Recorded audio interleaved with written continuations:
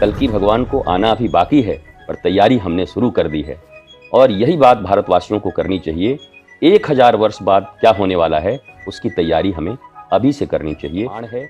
और कल्कि भगवान के लिए हम सब बैठे हुए हैं कि प्रभु जल्दी आइए, क्योंकि घोर कलयुग हो रहा है और आपकी ज़रूरत है।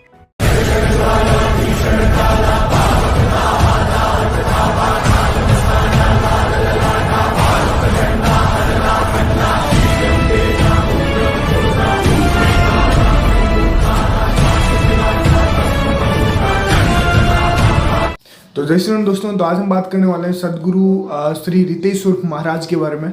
आपने इनको सोशल मीडिया पे देखा होगा, कुछ टाइम से काफ़ी ज़्यादा ये ट्रेंडिंग में है।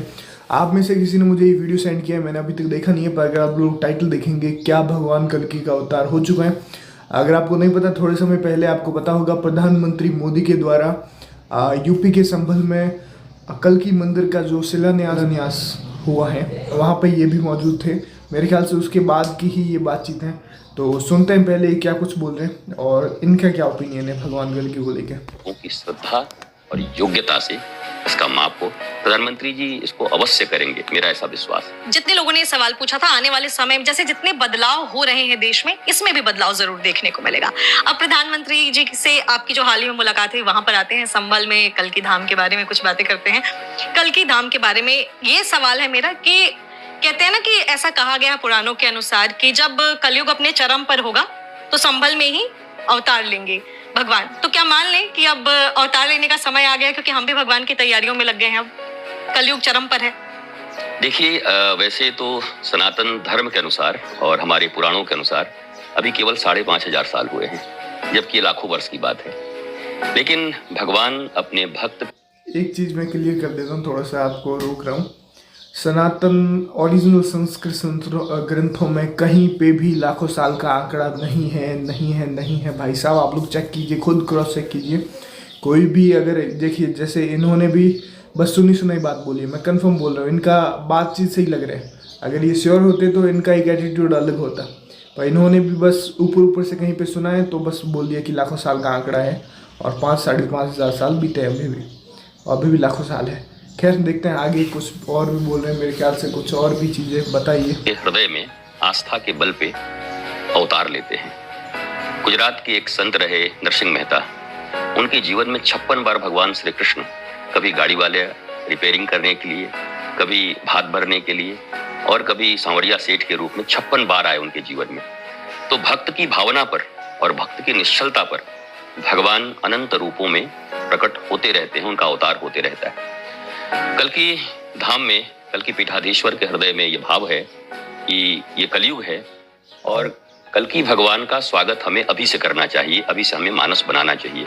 इसके लिए उन्होंने बहुत संघर्ष भी किया।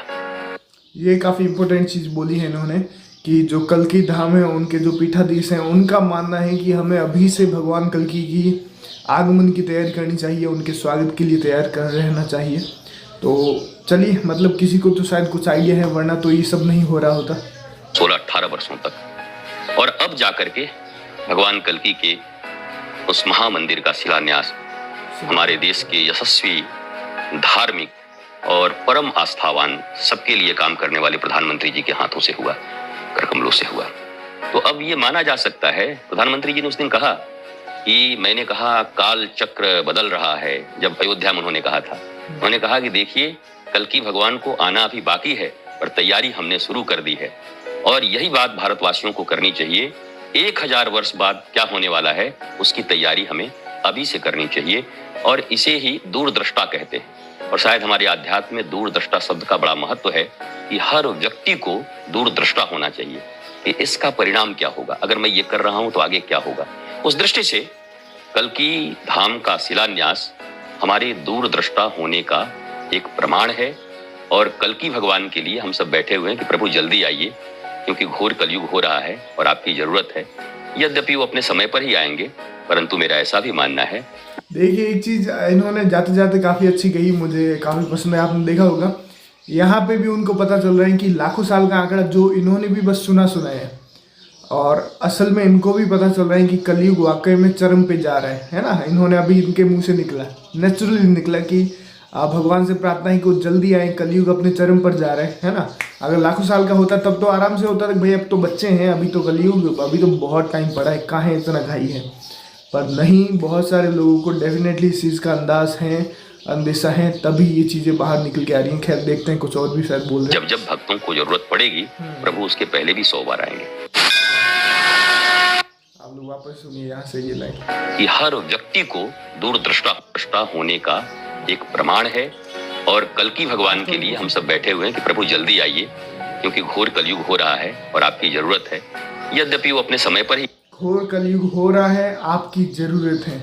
तो खैर आप लोग खुद बताइए, आपको क्या लगता है कि इन्होंने कोई सच में ये जो कलयुग लाखों साल का आंकड़ा उनको माना है, या फिर इनको भी पता चल रहा है कि हाँ कलयुग चरम की तरफ बढ़ रहा है। बाकी आप लोग कमेंट करके बताइए कि आपके हिसाब से कौन सी चीज़ सही है। लाखों साल का आंकड़ा जो कि सनातन संस्कृति में है ही नहीं कहीं पे, हर जगह पे आपको 12,000 साल दिव्यान वर्ष का ही आंकड़ा मिलेगा, देवान वर्ष करके जिक्र मिलता है श्रीमद् भागवतम पुराण में, और इस जो संस्कृत श्लोक है ना। एक मैं वीडियो भी डेफिनेटली इस चीज़ के ऊपर बनाऊंगा सेकंड चैनल पे। खैर बाकी आप लोग कमेंट करके बताइए आप किस पक्ष में हैं, आपको कौन सा ज़्यादा सही लगता है। बाकी तो मिलते हैं नेक्स्ट वीडियो में, नए हैं तो सब्सक्राइब कर लीजिए। शुक्रिया।